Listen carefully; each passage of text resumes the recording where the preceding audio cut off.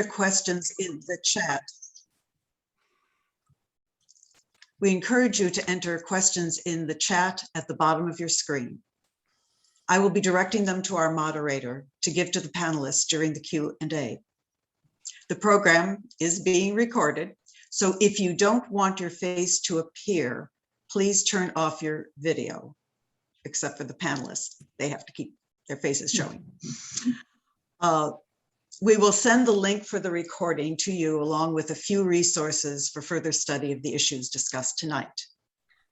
We will now hear from Rabbi Adina Blum from Beth Chaim and Rabbi Andy Merrow of the Jewish Center. Thank you. First of all, thank you very much for having all three of us here and for your holy work. We wanted to begin by teaching a few texts. And these are texts that maybe one could say are from a Judeo-Christian tradition. The first text I want to say is from my teacher, Sister Mary Scullion, my mentor and teacher, a Sister of Mercy nun in Philadelphia who works with finding affordable housing and creating that. And she taught me the saying that I keep in the front of our minds always, which is, none of us are home until all of us are home. None of us are home until all of us are home. I want to give you two texts from our tradition. The first is from the book of Leviticus. If your fellow, your friend is in straits and comes under your jurisdiction, you should hold them as if they are part of your community and let him or her live by your side. Our sacred text, our Torah, teaches us that once someone lives among us, it is then our responsibility to help them find ways to live, and ways to live not only just living, but living with dignity. And for that, I turn to another piece of Torah that gets recorded in our prayer book. At the beginning of every Jewish prayer service, we say the words, "How lovely are your tents, O Jacob. Ma tovu ohalecha Yaakov." Of course, in the ancient world, people lived in tents. A rabbinic interpretation of this beautiful line is that there was dignity in the way each household was able to live. There was dignity and there was privacy. I think today we would add also there is the ability for all to be able to afford their place to live. We hope and pray that we get to a time where we can all say, how lovely are your dwelling places, and where each and every one who lives among us has a dignified place to live and to dwell. Thank you. Rabbi Blum. Thank you, Rabbi Merrow. The timing of tonight's webinar could not have been better. Only 17 days ago, the Jewish people read on Yom Kippur, the Day of Atonement, the words of the prophet Isaiah. Is not this the fast that I choose? To loose the bonds of injustice, to undo the thongs of the yoke, to let the oppressed go free, and to break every yoke. Is it not to share your bread with the hungry and bring the homeless poor into your house? When you see the naked, to cover them, and not to hide yourself from your own kin. I find these words instructive. And shortly after the Day of Atonement, we celebrated Sukkot, the Festival of Booths, a holiday of Thanksgiving designed to remind us that not all have adequate shelter, as we are invited to exit the comfort of our own homes, many of us with four walls and a roof that is sturdy over our heads, but to go out into nature, out into the vulnerability of the sukkah. And so in the spirit of these recent Jewish holidays, I offer up this prayer. Holy One, giver of blessings that nurture the earth and feed our bodies and souls, we offer now our thanks for the abundance that surrounds us, for the harvest of which we partake, for the many hands that make light the work of helping our neighbors, for those who are in need, who gladden our hearts by allowing us to be of use. With spirits raised by all of this, we are so bold as to ask even more. We pray for caring hands, for the equitable sharing of the riches of the harvest, for more affordable housing, for more people of faith willing to put their faith into action, and for our lives to be constant prayers that all may be safe, warm, and loved. Baruch atah Adonai, Eloheinu melech haolam, asher kitshanu b'mitzvotav, v'tzivanu lirdot tzedek. Blessed are you, the eternal our God, sovereign of the universe, who hallows us with God's instruction, commanding us to pursue justice. And together we say, Amen. Thank you, Rabbis Blum and Merrow, for your inspiring prayers and teachings. For those who are just joining the program, I'll repeat the technical instructions. You will stay muted throughout the program. If you don't want to appear in the video, turn off your video. And finally, enter any questions you may have in the chat at the bottom of your screen. I now turn the program over to our moderator, the Honorable Peter Buxbaum. Okay. Hello, everybody, and thank all of you for joining us. You may wonder why we started with a prayer and an invocation from religious texts. Those of us who have been involved in this field consider the issue of exclusionary zoning and things like the Ethel Lawrence homes to be matters of right and wrong, not just matters of legal doctrine, and that there is a moral obligation and a moral obligation to zone or plan for housing in such a way as not to exclude people. In other words, exclusionary zoning is not just a legal problem, it's a sin. And that's why we're here under the auspices of religious groups, although we extend the hand to everybody, all, not just the Jewish faith, but to every faith that might be included in our program today. Having said that, I want to just mention what an extraordinary panel we had. Carl was present as a litigator at the creation and had more to do with the development of the doctrine than maybe anyone except Justice Hall, who wrote the Mount Laurel opinion.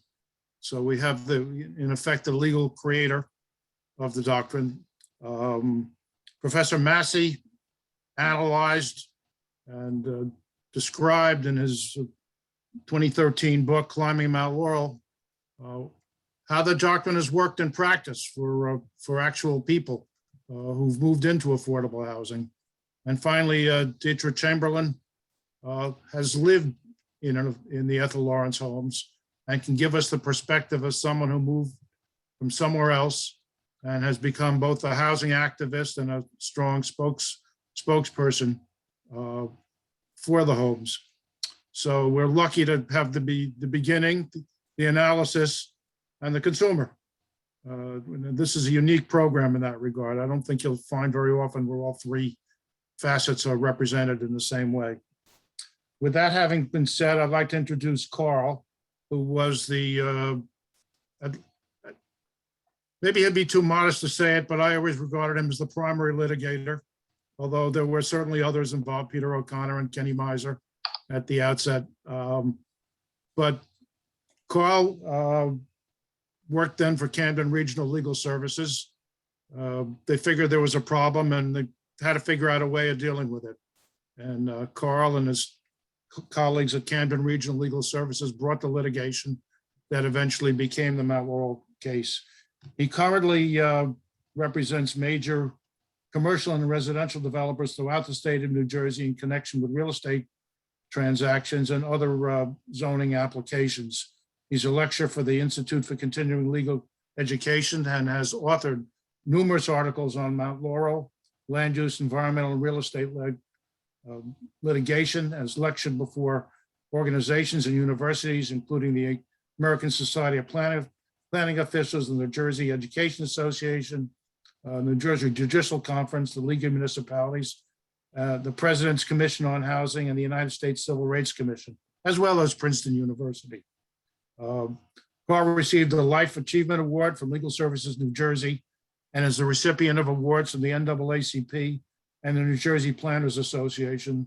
Those are groups that may not agree on much anything, but they did agree on Carl. He's also served on the board of the land use section of the New Jersey State Bar Association. And with that, I invite Carl to present his remarks and how we got started, where we came from, and why we got started. Okay, thank you, Peter. I appreciate the opportunity to participate here.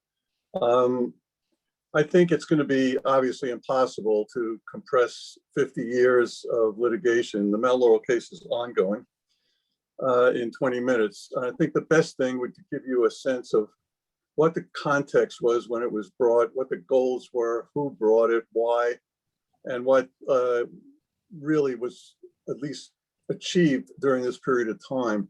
The case, I believe, I view it anyway, as a real study in the use of the courts for social change. How tenacious you have to be to fight these battles, because they go on forever and they're very well litigated and financed on the other side. We had a case that was filed in 1972, tried in 1973, Supreme Court in 1975, remanded back to the trial court in 1976, 77. Finally, a incredible decision in 1983. And of course, it's still being litigated and was litigated post 1983, but at least by then we had some result that was really effective. During this period, I had like 5 jobs. I represented the poor, nonprofits, farmers, landowners, major developers, and my own for-profit development company. I graduated from law school in 1969, conceived of the Mount Laurel case in 1971. Now, I'm not saying that I conceived of it out of whole cloth. For me, it was. I had little or no idea of the legal issues involved. It was only much later that I became aware that others in the state and were studying this and working on these issues, great academics, people like Paul Davidoff, attorney Dick Bellman, Norman Williams, a fantastic professor at Rutgers. I went to law school to become an advocate for social change. At that time, in the late 60s, 70s, the lawyers were seen as activists. This was Bobby Kennedy leading the part of the civil rights movement to open up the schools. I'd been granted a fellowship. I could have gone anywhere in the country as a legal services attorney right out of law school, but I chose to go to Camden, not because it was so close to Philadelphia, but because it had an incredibly well-organized, highly structured minority community with very strong leadership. CRLS, the Legal Services Program, represented 5 counties and had offices in Camden and effectively was their attorney. All that had been accomplished already by the time I got there. There was no need for community organizing in the sense of developing leadership. They were there. Camden had experienced riots, social unrest. The region itself was a microcosm of what I then perceived, and I guess my politics are going to come out here, but that's fine. It was the product of institutional poverty, institutional racism, institutional class prejudice, and ultimately, as we have seen, the failure of the courts to stand up and support those who were trying to change that. I chose Camden also because the program had an active law reform unit headed by Peter O'Connor, who, we basically made it as lawyers. He, 2 years out of law school, had a reputation as an aggressive, fearless advocate for the poor. I wanted to get that reputation myself. Late 60s and early 70s, much like today, was a cauldron of political unrest with the Vietnam War movement, the civil rights movements, the protests, the riots.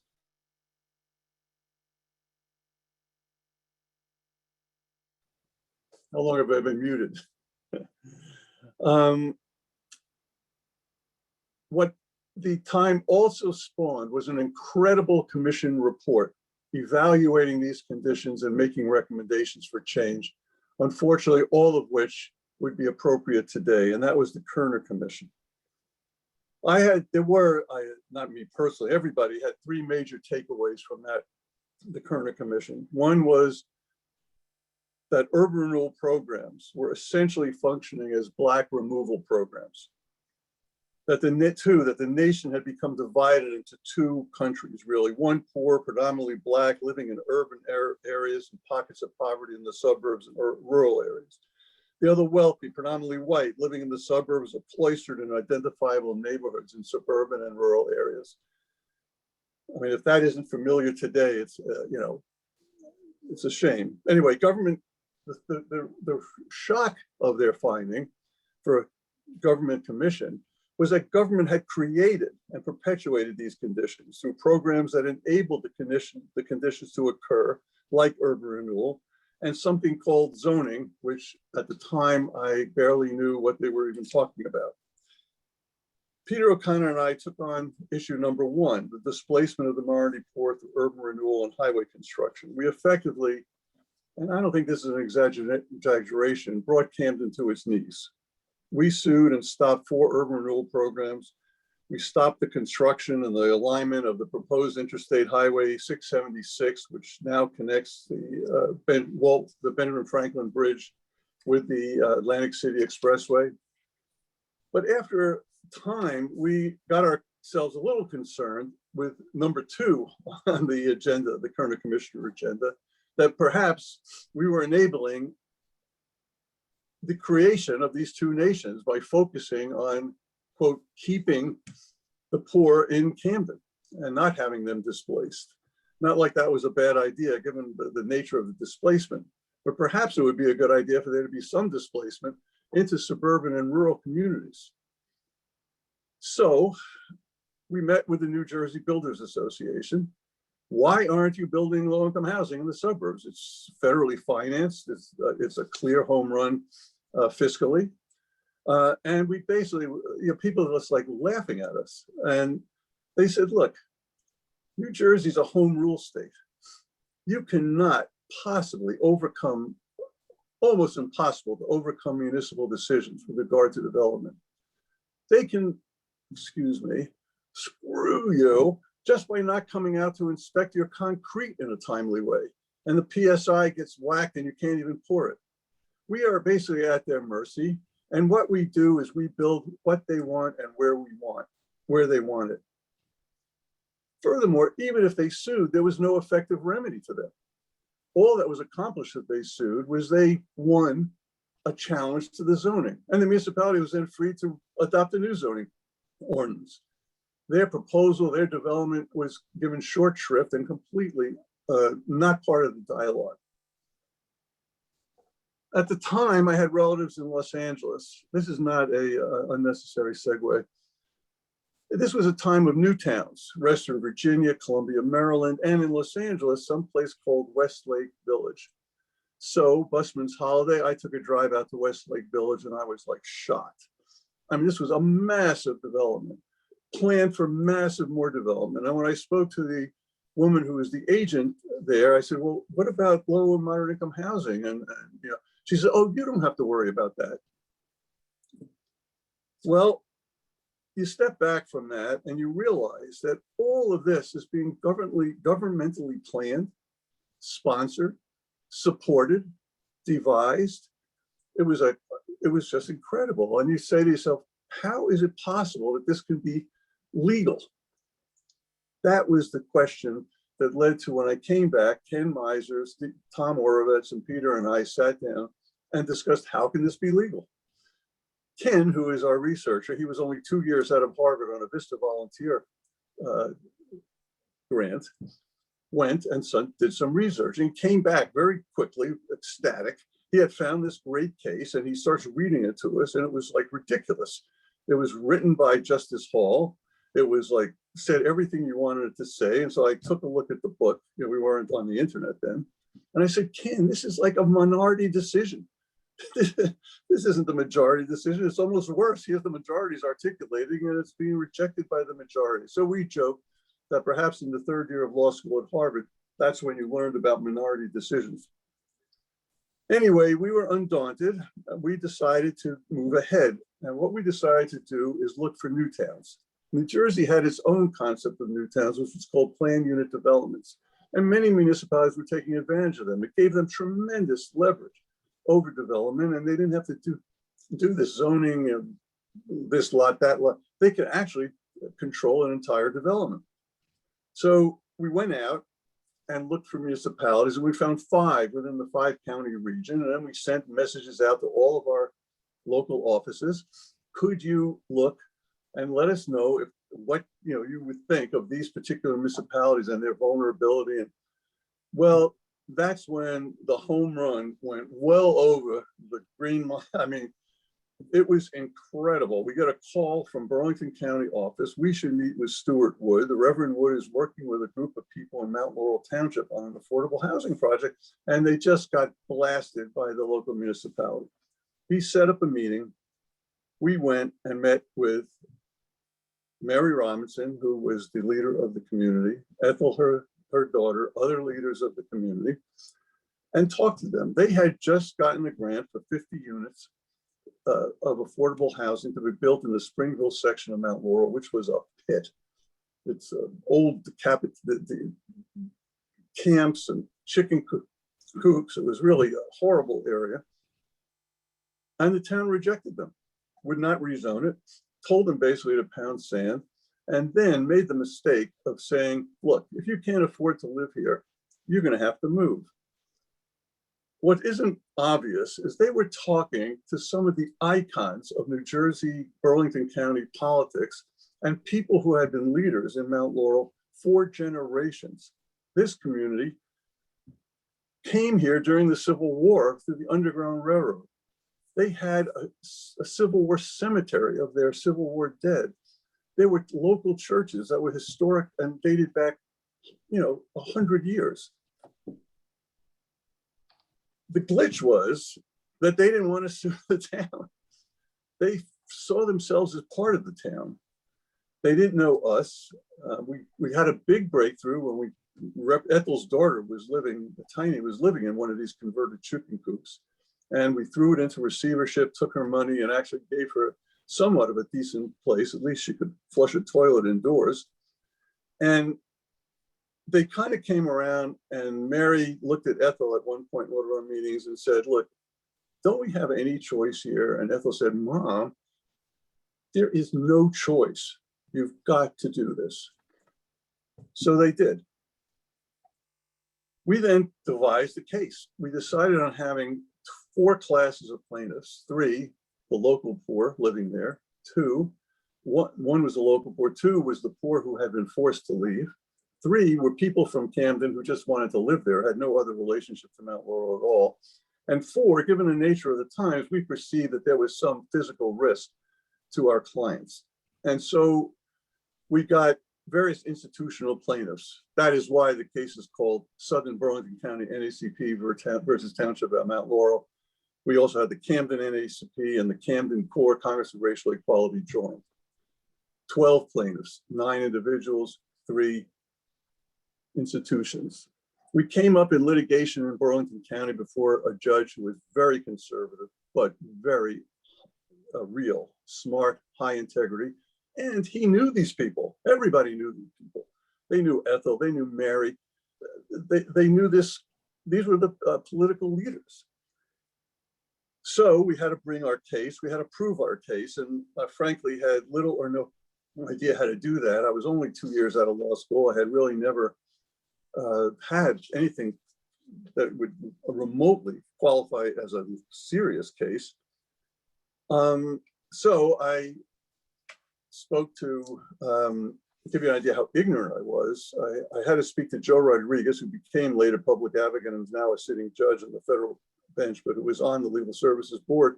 I went to him and said, Joe, I need your help. He said, what now? I said, I need to talk about getting things into evidence. He said, oh, well, here are the rules. I said, no, you don't understand, Joe. I need to know what I'm supposed to say. I don't even know how to get something into evidence. Well, we then proceeded with discovery, that is garnering our facts. We had to present something to the court. I, again, knew nothing, but my brother, Hank, was literally one of the top litigators in New York City. And I met with him, and he said, look, just warehouse them with demands for discovery, interrogatories, just overwhelm them.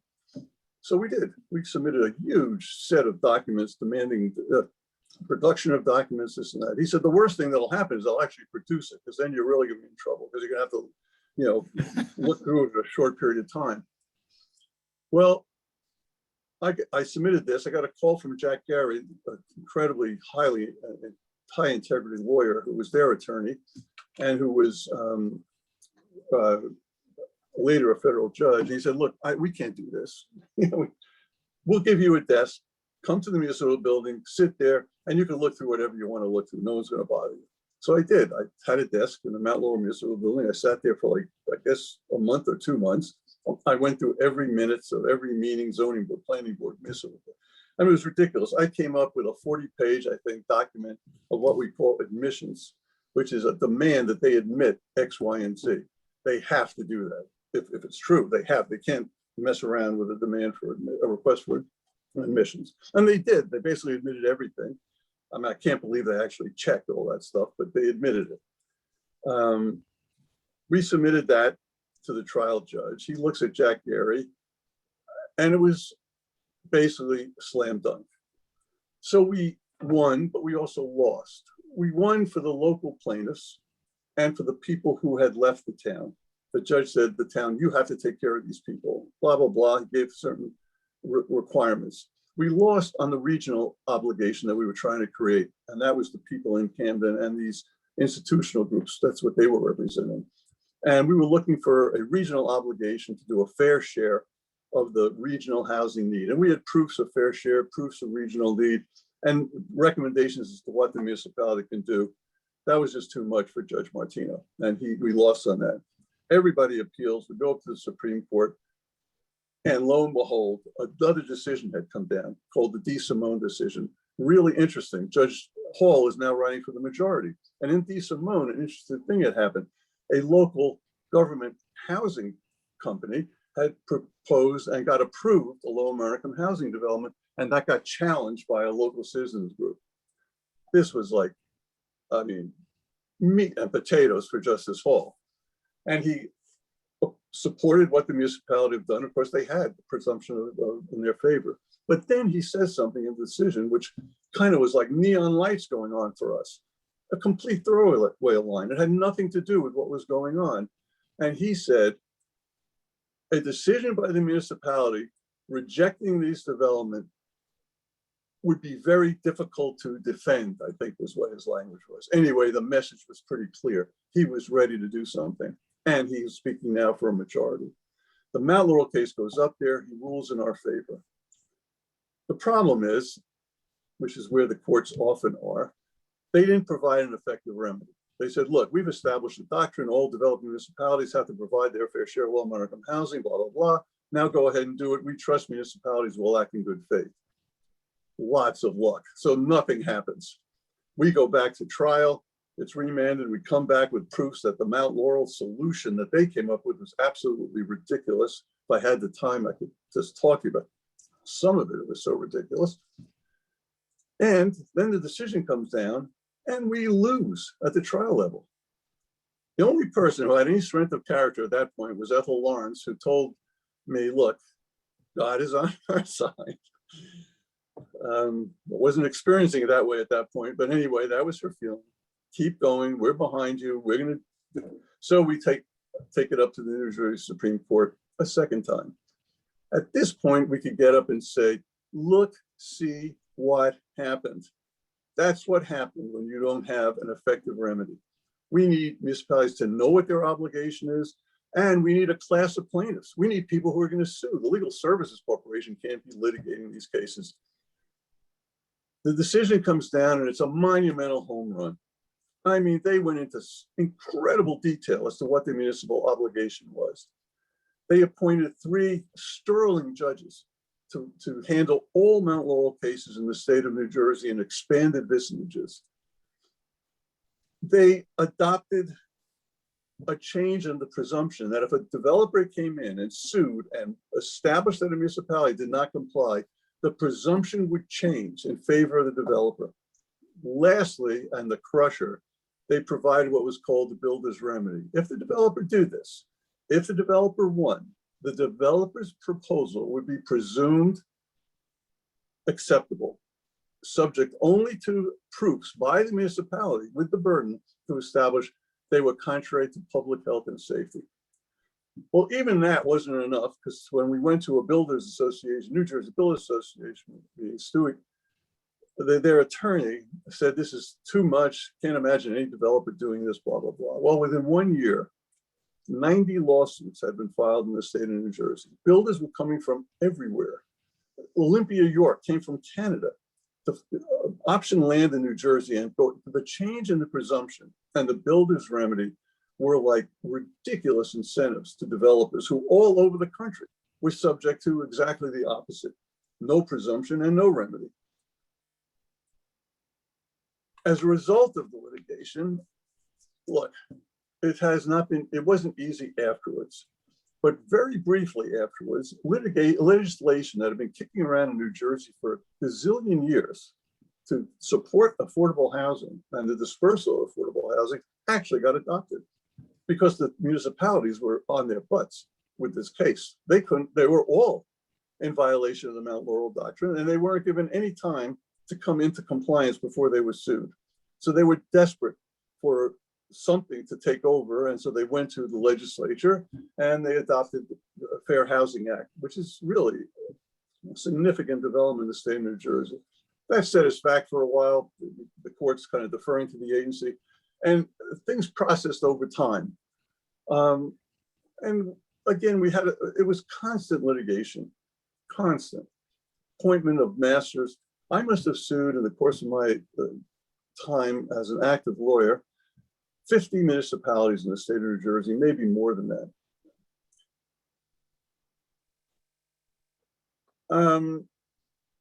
What we did more than anything is we put affordable housing and the need for housing on the radar screen. It could not be ignored. You could not adopt a zoning ordinance in New Jersey. It was illegal to adopt a zoning ordinance in New Jersey unless you had a housing plan element, which assessed regional housing needs and developed a plan to satisfy it. Hundreds of units were approved. Hundreds more, are on the books. And I don't know, I don't think you look at this as success or failure. You just look at this as process. Our goal was to rattle government as best we possibly could, in Camden with the litigation, in the state with the Mount Laurel litigation. And we're still trying to do that, or those who are still active are still trying to do that. And I think they're being relatively successful. And I think with that, I'll move this back to Peter. So, because I have to take a glass of water. Thank you very much, Carl. It's a terrific piece of history and background. I will say I wasn't in the Mount Laurel case myself, but I was there when Carl and Peter and Kenny were opening up had just gotten the opinion, and were opening up and reading through it, this incredible opinion, which basically said affordable housing is going to be real in New Jersey, and listening to the yelling of delight. That was a good almost 40 years ago, but I'll never forget that. So it was an incredible achievement. And I would just mention there have been 65,000 units created under Mount Laurel, and another 45 or so are expected under the new set of requirements. And one can imagine the number would have been close to zero without these legal victories. With that, I'd like to introduce Professor Douglas Massey, our second speaker. Professor Massey is the Henry Bryant Professor of Sociology and Public Affairs at Princeton. He previously taught at the University of Chicago and the University of Pennsylvania. He's past president of the Population Association of America, the American Sociological Association, and the American Academy of Political and Social Science, and a member of the American Academy of Arts and Sciences, which is a very elite group, and the National Academy of Sciences, the American Philosophical Society, and the Academia Europaea. He's the author of 17 books and author or co-author of more than 300 articles and chapters, including The book which really most concerns us today, Climbing Mount Laurel, in which he basically says enough of the theory, what actually happened here in Mount Laurel with the Ethel Lawrence homes, and provides a unique and valuable set of comments, analyses, and studies about what it actually means to develop a 100% affordable housing in an affluent suburb. And with that, I'll turn the mic over to the virtual mic over to Professor Massey. Thank you.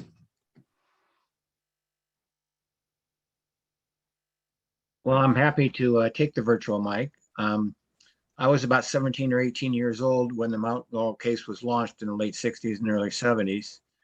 And by the late 70s, I was in graduate school at Princeton, and I was following the case as an interested sociologist. My first academic posting was the University of Pennsylvania, then I moved to the University of Chicago, then back to Penn. And I finally returned back to Princeton and joined the faculty at Princeton in 2003. And when I got back, I'd kind of been out of the loop with the Mount Laurel case for a long time. I discovered that only recently had the Mount Laurel project, the units that were requested in the original lawsuit going back to 1969 had been built and were being built in Mount Laurel, New Jersey. Even though the Mount Laurel doctrine was well established by the mid-1980s, there were all kinds of barriers that had to be overcome. There were funding problems, and Peter O'Connor didn't put together a real plan and get it approved until the late 1990s. And by then, Ethel Lawrence, one of the plaintiffs, had already died. So the project became the Mount Laurel, the Ethel Lawrence homes. And the first set of 140 units that were built under the Mount Laurel doctrine in Mount Laurel, New Jersey, opened up in the year 2000. And I arrived at Princeton in 2003, and I decided this would be a good opportunity to do some things. There'd been a big controversy in social science for some time about how important neighborhoods were or weren't in how people developed and the opportunities they could access and how successful they could be in life. I saw this as a chance to address that debate with a kind of a quasi-experimental study that looked at Mount Laurel as a case study and tried to see what difference moving from a low-income, poor neighborhood and dysfunctional housing into nice housing, sturdy housing, healthy housing in an affluent white suburb would do for people. It took a long time for all the permissions to line up and the funding to line up. And one of the barriers was the zoning committee and the town council.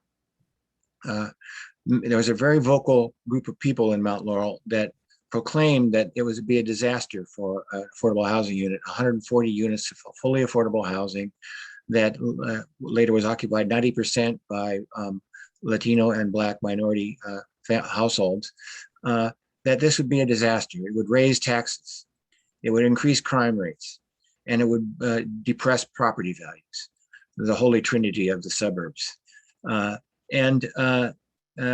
This had a lot of traction, and a lot of people believed it. So the second thing, in addition to studying for a social science reason, was to see whether any of these things really happened. And so we did a couple of things. We put together a data set that looked at Mount Laurel Township and compared it to very similar townships nearby, looking at housing prices, looking at crime rates, looking at tax burdens before Mount Laurel project opened, before Ethel Lawrence opened, and after. It's a quasi-experimental design. It's a time series matched experiment. And what we discovered was that contrary to the prophecies of doom, that when the project opened, there was no detectable effect on crime rates, on property values, or on tax burdens. And so none of the things that people had foreseen as being perilous to the welfare of the community ever happened.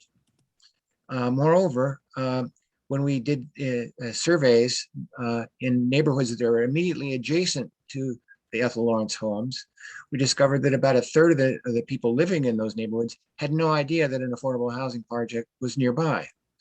And in fact, it was by the time we were doing our study around 2003, 2004, it blended well into the community. So none of the prophecies came true. What happened to the people involved? What happened to the people who were able to move out of poor, disadvantaged neighborhood into a wealthy, affluent suburb with lots of jobs and opportunities? Well, to study that, we interviewed all the current residents of Ethel Lawrence Homes and any former resident who had moved out since the project had opened and we began our study, anyone we could track down. We put together a data set. And then the question is, well, what's the counterfactual? We can find out what happened to these people, but what's our control group?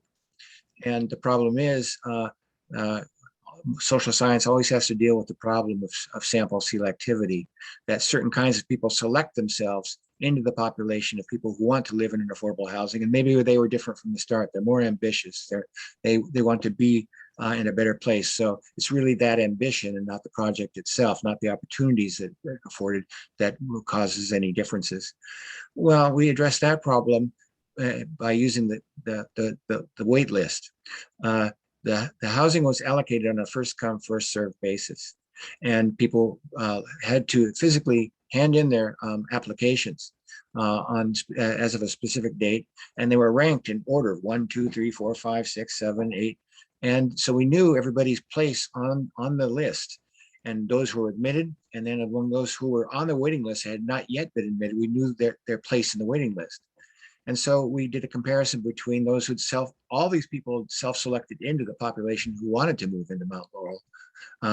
And some of them got admitted and some of them didn't based on the timing. And you could say, well, the timing the early birds were the real eager ones. Well, we could also control for the position on the list. And this provided a good comparison group. So we compared people living in Mount Laurel who formerly lived in Ethel Lawrence Homes with people who had applied but had not yet been admitted and were on the waiting list.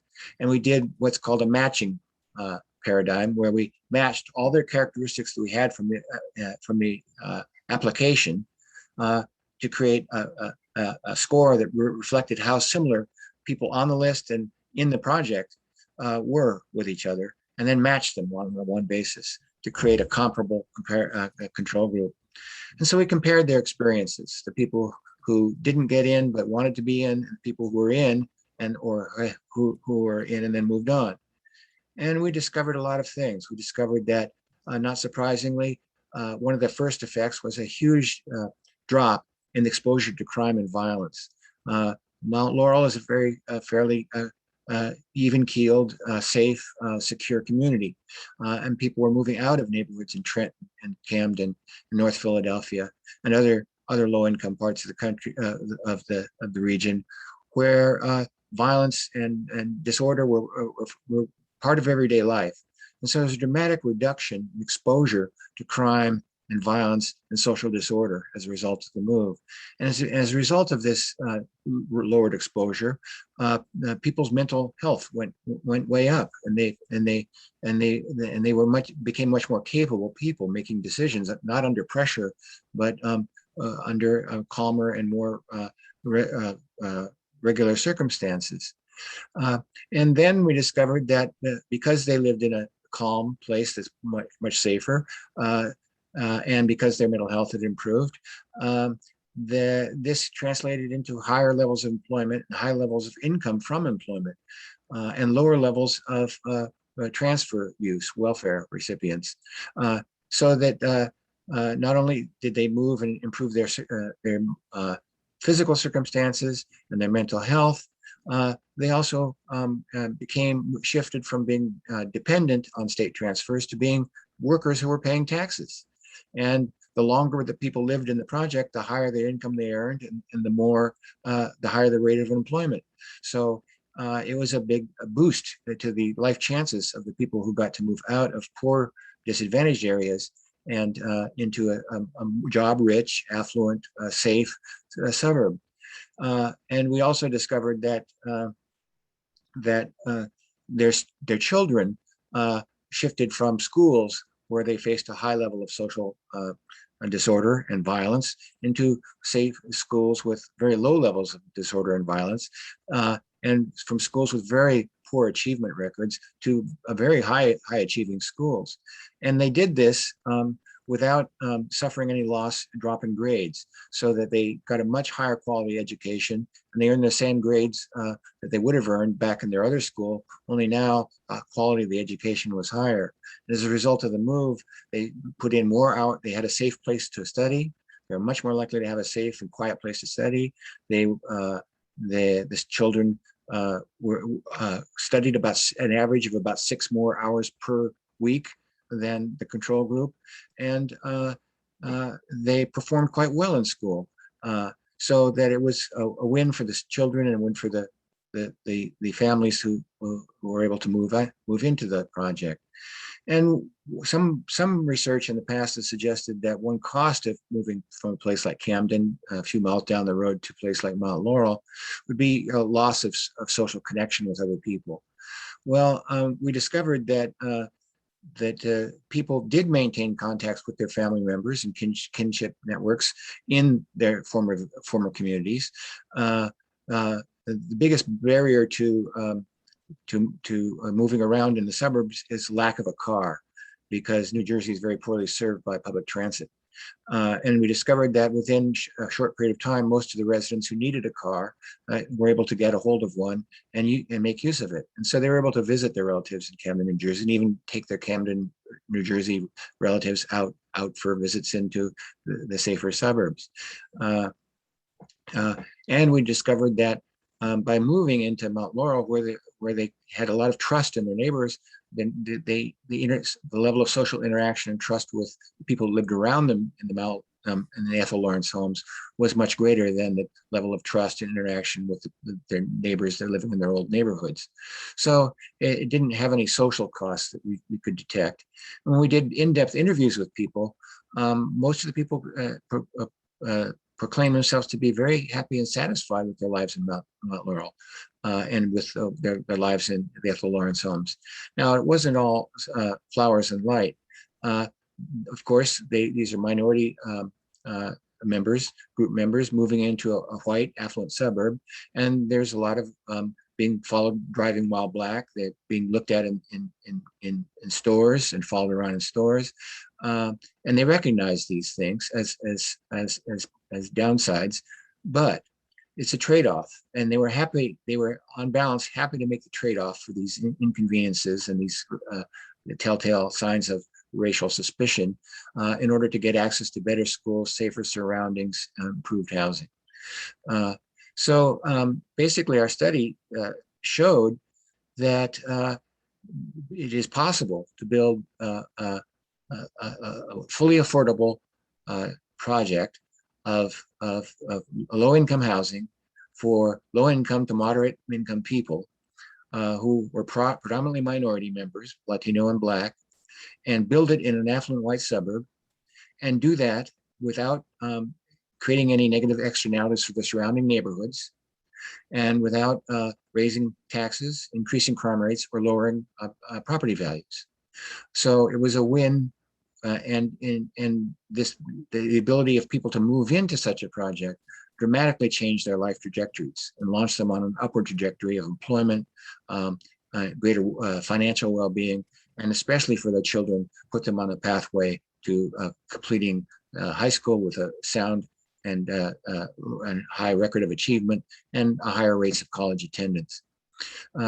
So it's basically, and the whole thing was financed by low-income housing site tax credits and by developer loans, and it was no cost really to taxpayers in New Jersey. So it was really a win-win-win for everyone. It's a win for Mount Laurel because they are able to diversify and suffer no externalities and enjoy the benefits of greater diversity without paying any negative penalties, no higher taxes, no higher crime rates, no lower property values. And it's a win for the taxpayers of New Jersey because you've taken a group of people who were hardworking and wanted to get ahead, but were prevented from getting ahead by their neighborhood circumstances, and by allowing them to move into a much more advantaged set of circumstances, they were able to shift out from being welfare dependent to being gainfully employed and taxpayers. So we're leaving taxpayers of the burden. And And it was also a benefit because it was all financed by not by tax payments, but by low-income house tax credits and other means. So it was a win for the people of New Jersey, a win for the people of Mount Laurel, and a win for the people themselves who were able to radically alter their life trajectories and move up in the world. And since it was a win-win-win for everybody, naturally, in his first gubernatorial campaign, Chris Christie campaigned vehemently against the Mount Laurel Doctrine. And one of the reasons we wrote the book was to provide first a demonstration that you can build affordable housing for low-income minority populations and put that in a high affluent, high status affluent suburb and not cause all the problems that people feared. And second, that we wanted to show a blueprint for how this should be done. And Peter O'Connor did a masterful job in doing it. He didn't want to stigmatize the people. He wanted them to live in decent housing. It was low income housing, affordable housing, but it wasn't stigmatizing housing. It followed the same kind of format, the townhouse format, cul-de-sac format of the surrounding neighborhoods, which is why a good chunk of the people had no idea there was an affordable housing project there. The last thing you want to do is stigmatize people. And so I think we've demonstrated that it's possible to do this, that is beneficial to all concerned when it's done correctly, and that it can be done in an affordable manner, and should be a model for other townships, other municipalities throughout the state of New Jersey. And indeed, New Jersey has become a model for other states. And I'm currently working with groups in Connecticut where they think that they have a chance to establish a Mount Laurel Doctrine in the state of Connecticut, which is very much like New Jersey, heavily suburban, highly stratified by race and class, with a lot of neighborhood disadvantage and a lot of concentrated affluence in other parts of the state. So we're looking to expand these sorts of things. Why are these housing mobility programs so important and so relevant to what's going on today? Because it's become abundantly clear that where you live has a huge effect on your life chances. And the effect of neighborhoods on life chances has only gotten more and more powerful over time as the United States has become more stratified and unequal, as inequalities of wealth and income have increased. The spatial inequality of America has also increased, and the concentration of affluence has risen quite dramatically, with affluent people increasingly living in affluent neighborhoods without middle class or poor people, and poor people being concentrated in poorer neighborhoods apart from everyone else. And this stratification of the urban landscape of the United States has become a huge barrier for upward mobility. An economist named Raj Chetty at Harvard University has published a series of papers to show that by improving neighborhood circumstances, you can dramatically improve life trajectories. And so our study dovetails with his work to show that, in fact, yes, if you give people the opportunity to move out into more advantaged circumstances, they will change their life trajectories and will move up, and the whole society will be better off as a result. Okay, thank you very much, Professor. I would just mention in the recent U.S. News and World Report article, Mount Laurel scored the highest of any New Jersey community as a desirable place to live, 16th in the country. And part of it was the diversity in Mount Laurel.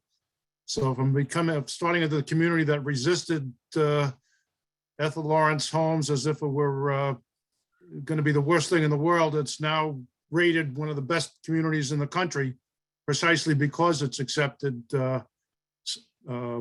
some degree of diversity. So with that, we are actually proceeding on time. I would like to remind everyone that if you have a question, put it in the chat. Linda will feed the questions to me. We may not be able to answer all of them, but we'll give it a try. And we may give the panelists a few minutes to try to respond if they have anything they want to add in light of the other speakers. And with that, we'll pass the virtual microphone on to Dietrich Chamberlain, who has lived in the Ethel Lawrence homes for, I guess we're closing on 20 years now. 2002, it'll be coming out around. Previously, she lived in a Section 8 development in Pine Hill while she was attending Rutgers Camden. She's been an activist from the get-go as a student union, Black Student Union president, advocate for students' rights, and a student government senator. She's acted as a mom and child care provider for many young people in the development before and after school, thus carrying out what the vision of it as a comforting and warm place. She has 3 children who've graduated from the Mount Laurel schools, so she's familiar with the educational experience, and one that's still in schools. She had worked as an STD investigator for the Center for Disease Control, and now she's a counselor at student and resident workshops. So she's used her experience with students and nurturing people to become a counselor. She's still active in the community with respect to Black Lives Matter, peaceful demonstrations, the Ethel Lawrence Town Watch, which is part of the social structure of the Ethel Lawrence home, organized self-improvement, credit worthiness, resume builders, STD prevention and time management workshop. And so you can see that she's not only a resident of Ethel Lawrence homes, but she has a history and a current practice of making things go in the Ethel Lawrence homes and elsewhere. And with that, I'd like to again turn the virtual microphone over to Dietrich Chamberlain. Thank you.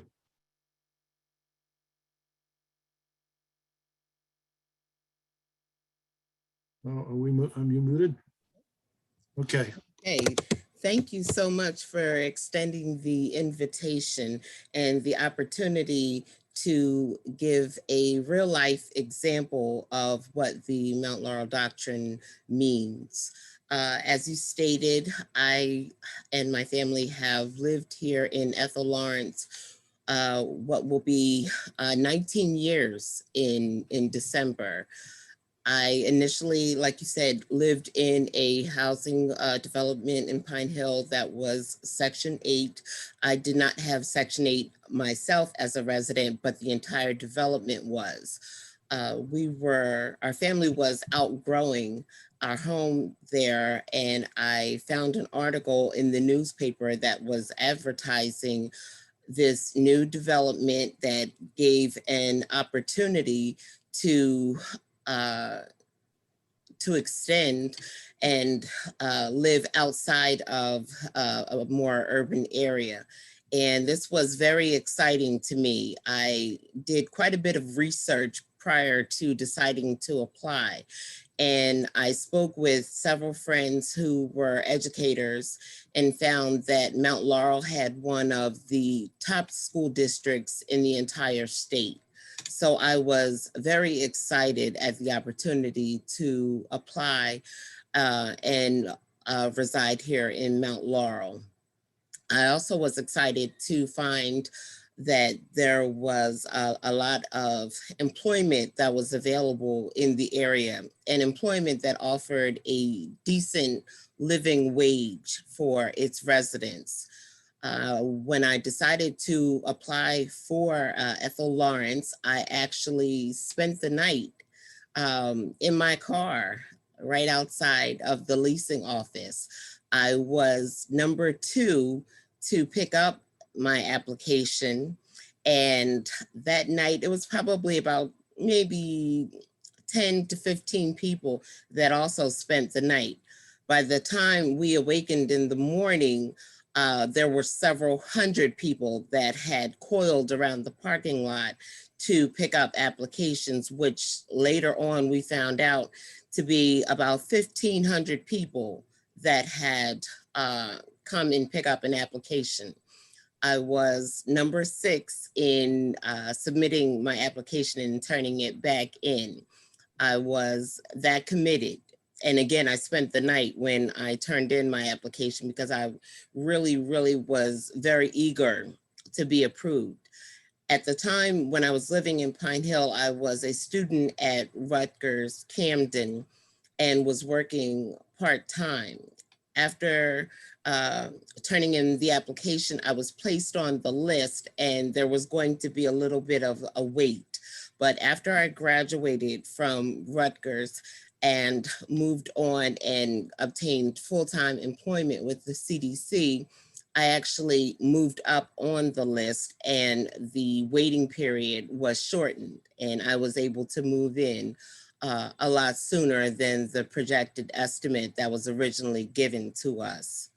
I had many people who asked me why would I want to move my family out to Mount Laurel, and I guess exemplifying some of the points that were already mentioned, moving away from a foundation and a structure that was already available to me. We knew that we wanted to be in an area where our children would receive a quality education and that would never be a question for them, as well as the opportunity for employment for not only ourselves, but for our children as they grew as well. I also had several friends who lived in areas where they could afford to purchase their homes, but as the example I gave to them, but your car has been stolen right out in front of your house. I wanted to live in an area that was going to be safe for myself and for my children as well. I was very excited to actually meet Mr. Peter O'Connor when I turned in my application and to find out exactly what the Mount Laurel Doctrine meant, not only to the families that resided here, but for future residents, not only of Mount Laurel, but in the state as well, to have the opportunity to live in an environment that was safe and provided quality education. We've been very excited to live here in Ethel Lawrence. We have had an opportunity to be impactful in Mount Laurel, not only with the other residents by creating workshops and participating in workshops, but also in the community as well, as stated, leading Black Lives Matter peaceful demonstrations, workshops within the development to help improve the lives of those residents that are already here, networking with businesses in the area to solicit donations for school supplies for our residents. Even something as simple as networking with some of the local supermarkets to make sure that resources that were available in lower income areas, such as even Black hair care products, are being offered in a variety in the supermarkets that are in the area. So we've done a lot to not only improve the life of those residents here, but for all that are in the area. The Ethel Lawrence development is a premier doctrine because it not only provides affordable housing, but what is so critical is the location of the affordable housing. When I worked for the CDC, I worked in Philadelphia, and so it was a very short commute, but still allowed me the opportunity to live in an environment that was really conducive for my entire family. And so that has been an outstanding opportunity for us. So the location has been critical. The other piece that makes Ethel Lawrence the premier model is the opportunity to have all of my children proceed through the Homework Club, which is the Margaret Donnelly O'Connor Education Center. And the Education Center acts as a liaison between parents and the local schools. So the staff there work with the teachers and the administration to make sure that any gaps that are left for students that those gaps are filled, and they're able to provide tutoring and mentorship to the students that attend the Mount Laurel schools. This is critical, especially for parents who may work hours that don't allow them the opportunity to provide that type of foundation for their children. So this education center has been a real plus. And when I mentioned that to other friends, they all say they've never heard of such an opportunity. Not even in market rent developments is something like this present.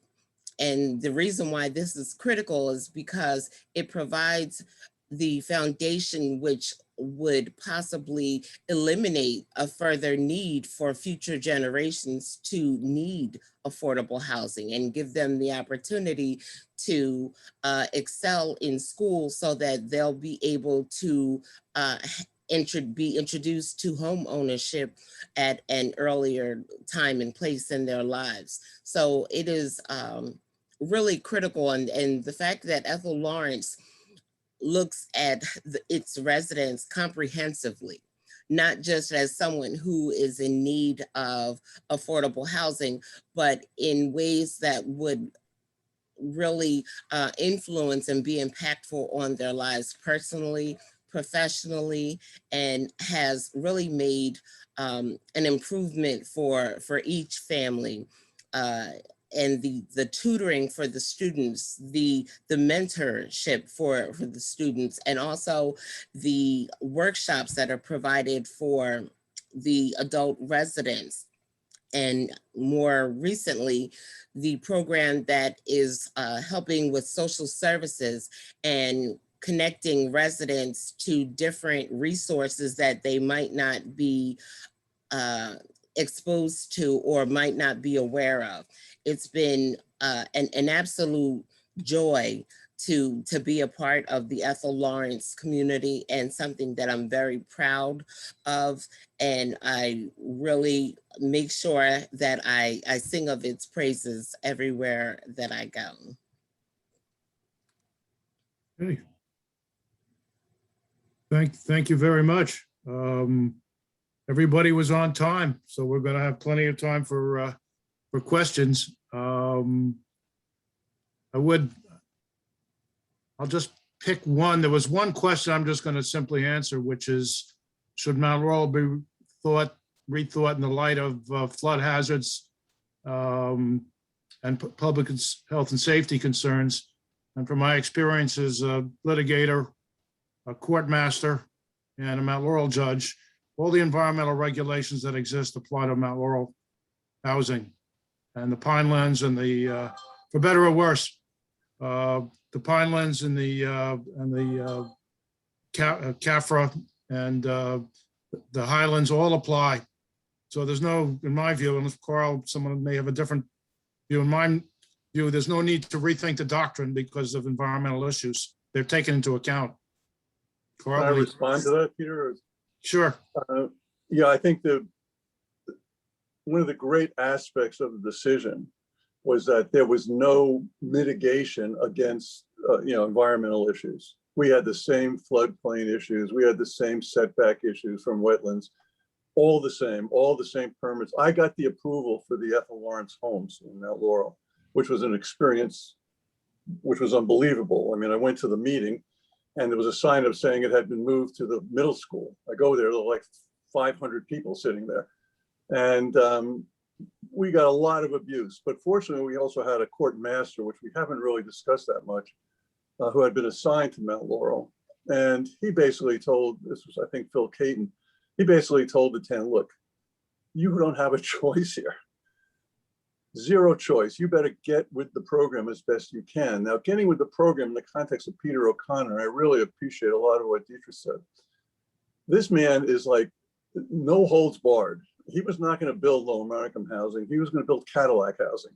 He was going to do everything he could to make this community exemplary, not only in its construction, but also in terms of what it offered its residents. He firmly believed in 100% affordable housing as opposed to mixed use developments. And he thought because of that, because if it was 100% affordable, he could deliver the goods in the way of social services, working with people, and he did, and he's doing it right now.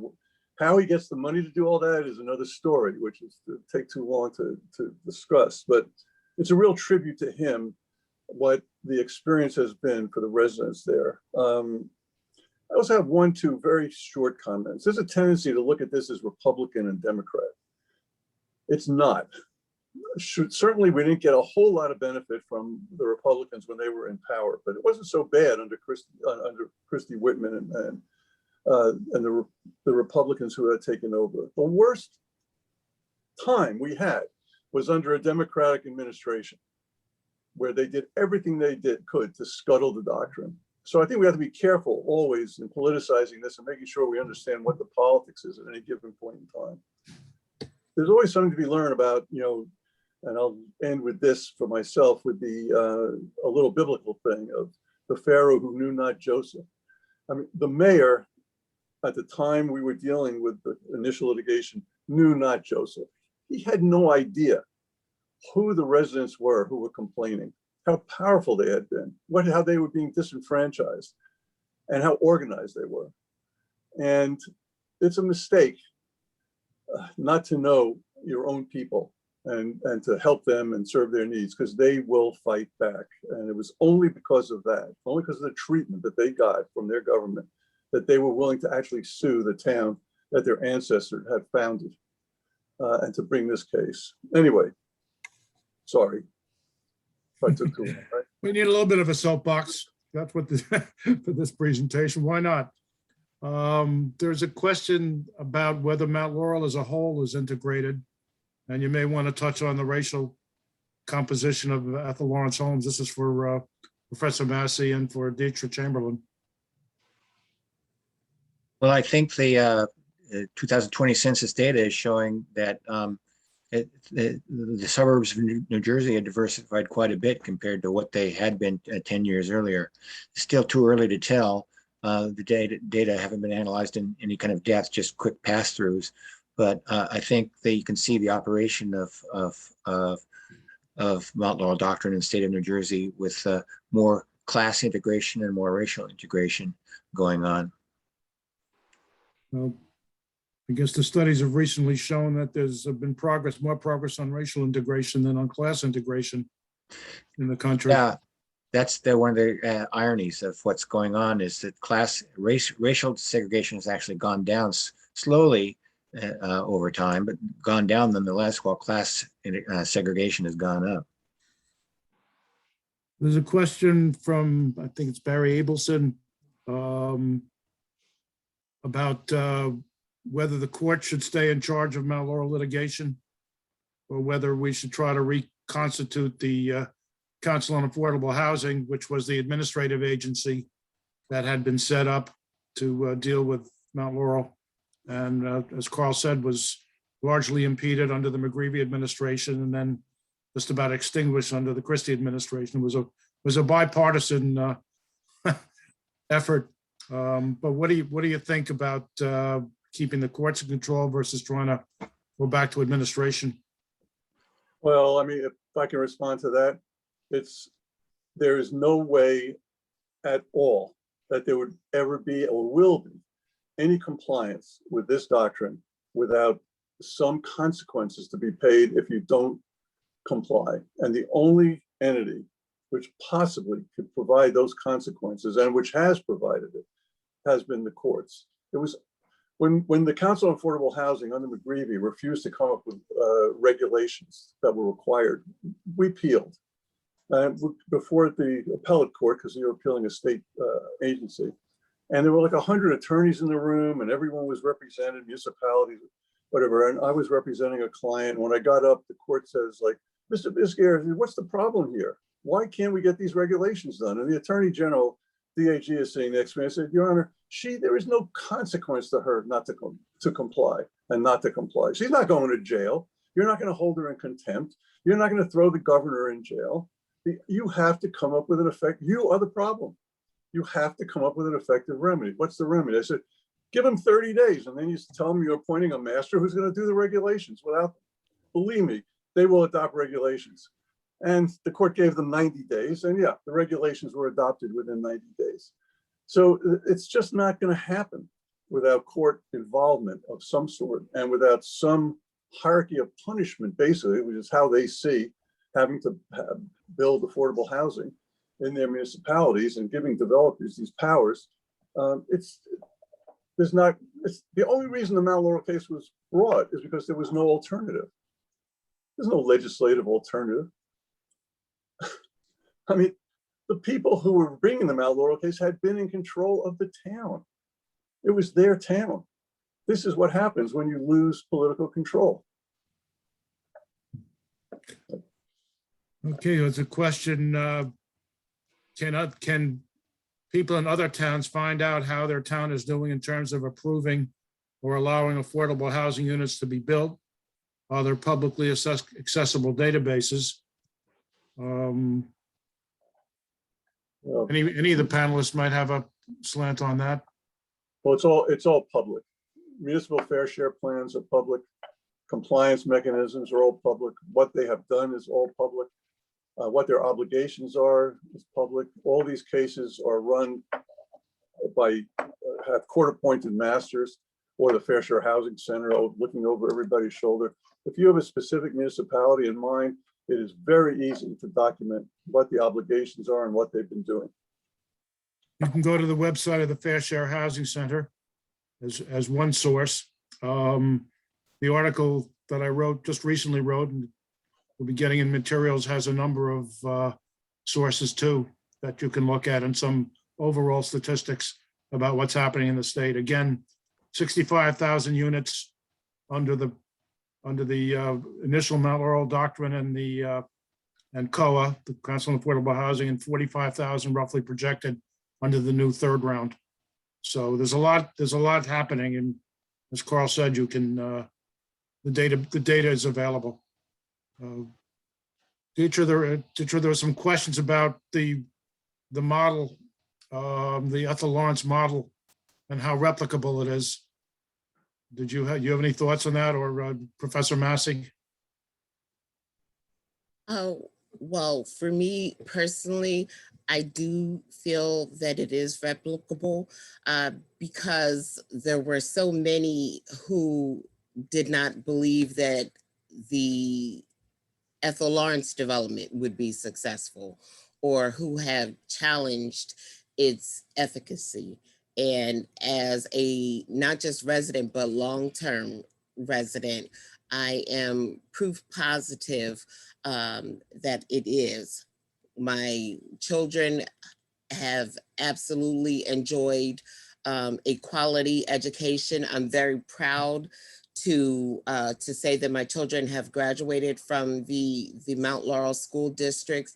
My youngest, who is in high school right now, is on the principal's list and has stated that whenever we move, that she wants to go to a school that offers the same level of education and the same quality education that she's getting now. So it has actually encouraged my children to not only want more, but giving them the opportunity to be exposed to more. In theory, it's very replicable. The financing model, the way it was designed, Peter really did an excellent job setting out how it should be done. The problem is that zoning is under state control. And the Mount Laurel doctrine exists under the New Jersey state constitution. And so in Connecticut, they're trying to establish a similar doctrine, but they're running into exactly the same flack that people ran into in New Jersey from the get-go. And there are other means of doing it. Legislation can be passed at the state level to require builder set-asides for projects that for affordable housing. And then there are these moving to opportunity type programs using vouchers. But the zoning has emerged as one of the most powerful determinants of both the level of class and racial segregation in the post-civil rights era. And so it means going against a lot of embedded special interests in real estate and housing and suburban politicians in 50 states. And that makes the struggle a little bit more difficult. In principle, it would be not that difficult, but in practice, because it's a state function, and you have to use each state constitution as it is, and the politics of each state are different. I would say that as a matter of judicial doctrine, Mount Laurel is unique. There are some states, Massachusetts, Rhode Island, Connecticut, that have statutes, to some extent Oregon. California's moving a little bit, but we're the only state that had a court go to the extent that Carl described. It's not an easy thing. So we have to safeguard it carefully here in this state. Question for again for, I guess, Teacher Chamberlain and Professor Massey. And the question is, do you know if other people are moved up the list who are graduates with professional jobs and displaced ones who are less applicants who are less fortunate? It's kind of a sensitive question, but it's a valid question. So I thought I don't have any systematic evidence. We did a survey with a retrospective history up to the point of the survey, but then we didn't follow them over time for lack of funds. The project was funded by a grant from the MacArthur Foundation, and following people over time prospectively is very expensive and very difficult. And so what they're asking here is about the initial application, not the follow-up. The initial application, well, as people move out, spaces open up, and then they move people in, and they do. I think they've done several rounds of applications in subsequent years, but maybe Carl knows better about how that works. But just very, very briefly, under the Mount Laurel Doctrine, there has to be a range of incomes in an affordable housing project. So if you went to Ethel Lawrence Homes, you would find a fairly big diversity of incomes among the residents there. That's mandated by law. So it's not like suddenly this affordable housing project that was occupied by very low income people became an affordable housing project that was now occupied by professional residents. Peter's very strict on that, I would say, too. Yes. I'm sorry. Go ahead. I'm sorry. No, you speak, please. I was going to say in response to that, obviously, as with even with inner city housing, the lower the income, the more extensive the list. There might be more people who are on the waiting list, which makes the waiting list a little bit longer. And because I went from working part-time to then obtaining full-time employment, it put me in a different range, which is what shortened my waiting list. The big constraint is the supply of this kind of housing. And that's the one that we've really got to move on in the next few years. Things were really stalled for the first 6 years of the Christie administration. And it was really only when the courts got involved again in the last couple of years that there was movement ahead, and we started honoring the obligations under the Mount Laurel Doctrine once more. And municipalities were basically forced to come up with their own fair share plans for how to provide for their fair share of the need for affordable housing. And that's what we're seeing being rolled out right now. I watched the oral argument which led to the decision returning the jurisdiction to the courts. And it was kind of an incredible experience. The poor Deputy Attorney General was straight out asked by the justices, is anything happening? Are you even planning anything? Are there staff meetings? Are there committee meetings? Are there studies? And in response to each of these questions, he had to say, no, the administration's not doing anything. We have no plans. We have no studies. We have nothing. And finally, the most conservative of the justices in the court just gave up, and the decision to return the matter to the courts was unanimous. That's the reality, but it was a very unusual. Another very interesting question is, and I guess this ties in, have there been other studies like the Ethel Lawrence study? Any further data after the 2013 publication of the book, and anything with respect to either mixed income developments, which is more typical than 100% affordable, or of multi-story apartment complexes?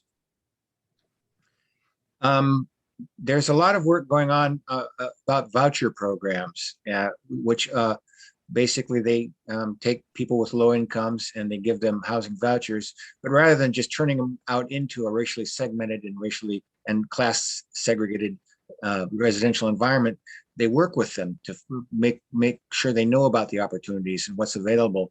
And they try to disperse the people with vouchers around in areas of opportunity rather than concentrating them in other relatively poor places. And those moving to opportunity programs, when they're done correctly, show that once again, the ability to move into a higher status, more advantaged neighborhood makes a big difference in people's lives. That's where most of the research is going on right now. I don't know of anything in high density buildings. There are some studies, I think there's a study in Montgomery County, Maryland, where there's a set-aside program that showed that it's been quite effective in helping people change their lives and improve the education of the children that are in the households that make the moves. Another question about the proposed construction of warehouses affecting affordable housing obligations. I guess the quick answer to that is we just went through round 3 based on data from through 2015. The warehouses, I guess, will show up in round 4 if we ever have one. So we'll find out. But non-residential ratables are a factor that does lead to higher housing obligation. Carl, if you want to comment on that at all.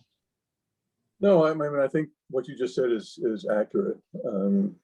And it's funny, a side story for Princeton. Princeton came up with a huge number when they were doing the fair share housing allocations, and nobody could figure it out. And the reason was that employment was a major factor in the amount of your obligation. And it turns out that there were hundreds and hundreds of businesses in West Windsor and all these other towns which wanted a Princeton address. And so all these numbers were being compiled in Princeton and heavily weighting their fair share obligation. But Princeton took care of that relatively quickly. Another interesting thing about Princeton is once I was driving through Princeton, which of course is a crown jewel in the state of New Jersey from the point of view of, wealth and this and that, if you want to call it a jewel. And I passed this housing development, I didn't know what it was. And I asked somebody, and it turns out it was a low and moderate housing development that had been there for ages, surrounded by very wealthy. I mean, it was proof positive that in a community like that, a development of low and moderate income housing was not going to have any effect on, number one, adjoining property values, let alone the property values in the entire municipality. So, sorry. I got so many things in my head, it's hard to control myself. When you've been doing this for as long as Carl has, it's hard not to have a lot of things in your head. 2 related questions. How was the research done with respect to Ethel Lawrence Holmes? And are any of the survey results, which are in the Climbing Mount Laurel book, is any of that online? Or was the mantra buy the book? Well, I can, without any conflict of interest, say buy the book because we titled all the royalties from the book to the Fair Share Housing Organization, so they'll benefit, and you'll be helping the Fair Share Housing Program. The data set's a very small data set, and it hasn't been released publicly. It was pretty thoroughly analyzed. If anybody wants it, I could probably get it, but it would be subject to some kind of you'd have to sign some kind of confidentiality agreement to get access to it, because it's easy to identify people. I bet Deidre must have been in the survey. Well, the questions are laid out extensively in the appendices to the book. But yeah, we did it pretty thorough. I don't think there's much more that can be done with the data. It's all in the book, and if anybody really wants to get at it, send me an email. We could talk about possibilities. Okay.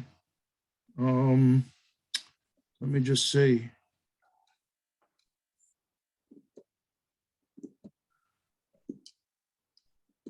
I think One of the interesting things we found with the survey we did of the neighbors and in the town is that the hostility towards the project at the Lawrence Homes was really only about 4 or 5% of the population, but they were really loud and noisy. And the majority of the people actually quite supported the idea and supported the doctrine. So you can overestimate the political power, political influence of these people by paying too much attention to the people that make the most noise. There's a suggestion that we do another program on how the doctrines actually worked out in terms of the success across the state, the numbers, the how many units have been built with 100% affordable housing, how many have been built, say, in mixed income developments. So this person says they're willing to help with another program. So we may come back. And there was a similar question about the actual application process, which I mean, Carl, if you want to say something about you've already said some things about the application process and how much fun it was to stand up in front of 500 of your closest friends at a Mount Laurel hearing. Is there anything more you want to say about it? Well, I think the truth is there was just a lack of knowledge and a great deal of fear. What Doug Massey has demonstrated is that if people actually looked at the facts, if you just looked at this development in Princeton, for crying out loud, I once challenged somebody and said, look, we've had all this development throughout the state. Can you just take me to one that's failing, that's created crime, that's created a decrease in property values? The application process itself benefits, as I said, from the builder's remedy, because the town, and that includes its boards, they have to demonstrate that the project or aspects of the project literally are contrary to public health and safety, not public welfare, public health and safety. And that is a high, high bar for the government to overcome. And they're much better off, and they have said this publicly, than having this stuck down their throats. They're much better off dealing. And that's what they've been doing ever since the directive came as to compliance. And they deal with the Fair Share Housing Center a lot, which is an offshoot of Peter's work. The projects get approved. That's not the issue. The issue is the watering down of the mandate, fighting, where there are people who are fighting, having the lawyers, to come in and do it. And the builder's remedy, having the developers be the litigators. They can be very good litigators. They have very deep pockets, and the rewards are enormous on the outside. You pick up 100 acres of land in a relatively wealthy community that's zoned for 5-acre lots and turn that into a project that's at 5 units to the acre. There's a little bit of a swing there in value, I can tell you. And so this incentive is great for developers to do this. And the success rate has been enormous in terms of these inclusionary projects. They have not had the problems that people projected that they would have. And they've been going on for years and years and years and not demonstrating problems. So both have worked. The 100% affordable projects and the inclusionary projects have worked. The value, of course, of the inclusionary project is a developer. You have to get a builder's remedy, you have to do a substantial percentage of low and moderate income housing. That's turned out to be 20%. So they are required to produce affordable housing in their developments to get a builder's remedy. Guess I should have mentioned that before. Builder's remedy is a key. The builder's remedy is really a key to the whole thing. It's a very cleverly designed plan with a lot of incentives to move forward towards a good outcome. Well, with that positive comment, there were several other questions we haven't been able to get to. I'll just ask the panelists if they wanted to take a minute or two just to wrap up with anything, and then we'll call on Rabbi Goldson for a concluding statement. I don't have much to add. I think we've covered the issues pretty well. I think it's been a beautiful program. but that's just my opinion. Someone once asked me, like, what was the reaction of the leadership in Camden, the minority leadership in Camden who are doing this suburban work. And ironically, it came out of a confrontation that they had with us, because of course, most of the attorneys who were working on this were living in the suburbs, like myself, in white enclaves in suburban areas. And so we were kind of confronted with, well, you know, kind of you should be doing something to attract development in those suburban areas as well. So we had pretty good support. As I said, we had the Camden NACP and the Camden Corps supporting the development and listed as plaintiffs. And of the 3 plaintiffs we had from Camden, 2 of them were community leaders, and they were plaintiffs in the case. Anyway, just thought I'd throw that in. Is there anything you wanted to say? There was a question about work requirements, but I think if you want to comment on that or any other comment you might want to make in closing. Well, with regard to work requirements, I have, I guess, experienced or heard from a great number of residents the wide range of employment. There are some who have a very low income, up to others that have a very high to moderate income. So there really is a wide range, and that is what helps to dictate not only the length of time on the list, but exactly where a resident might be placed. But the one thing that is really consistent throughout the development is, like has already been stated, most people do not even recognize that this is affordable housing. I have heard that comment myself many times throughout my time living here, that most residents don't even realize that this is affordable housing until they happen to maybe take a wrong turn into the development and read the sign that says affordable housing. My grandfather was one of the first Black owners of a General Motors auto dealership in Philadelphia on Broad Street. And he lived in a home in Marlton. And when I first brought him here to this development, he could not believe how immaculately manicured the development is, and could not believe that this was an affordable housing development, and said that he would live here himself. There you go. Well, with that, which is an inspiring conclusion to the comments, I'd like to thank our panelists, thank the audience for their questions, thank Linda Oppenheim and the team, Michelle and Betsy, and probably who helped put this, who really put this together. And thank our tech people, the other Linda, and who made it all work seamlessly, Linda Milstein. And with that, by way of thanks, I will call on Rabbi Goldson to bless us and send us off into a brighter and better future. Thank you, Peter. This was a wonderful discussion. I was thinking, as the 4 of you were sharing, that every time I pick up a prayer book, I make a prayer for shalom, a prayer for peace. But it's more, shalom is more than peace. It's a sense of wholeness. It's a sense that there's a place where life is fulfilling for everyone. And clearly, we still have a way to go to achieve shalom.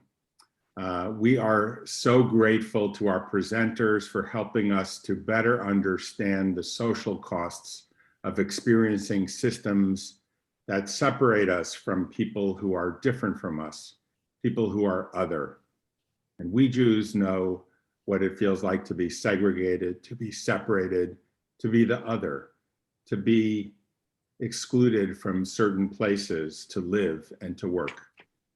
This is why we need to work together to do everything we can to change this reality of segregation based on race, income level, family size, religious belief, and ethnicity. And we know that as long as we treat people as other, there will be struggle for those who are disadvantaged, and we will not be able to live in a world which we all want, a world which is filled with shalom, which is filled with harmony and peace. So I'd like to close with a prayer. Eternal God, source of all blessings, as we end our program, we acknowledge that each day of life is a gift from you. Grant us the wisdom to fill our days with consecrated living and worthwhile achievement. Help us to add spiritual life to our years by devoting ourselves to righteous and just causes. We pray that you continue to guide us in our efforts to break down the barriers that divide our community and prevent us from working together in harmony. We ask that you all assembled here today, as we pledge ourselves to work with our panelists to meet the challenges of our time. May our faith motivate us to champion the rights of all human beings and strengthen our resolve to fight against hatred and bigotry, so that one day callousness and indifference may be replaced with understanding and cooperation. For the joy of community, the gift of diversity, and the vision of harmony, we offer gratitude. And may we be blessed to join together again to celebrate our achievements as we work to hasten the coming of the time when there will be universal peace, shalom, and brotherhood, sisterhood on earth. Amen. Thank you, Rabbi. Thank you to each of the rabbis who participated. And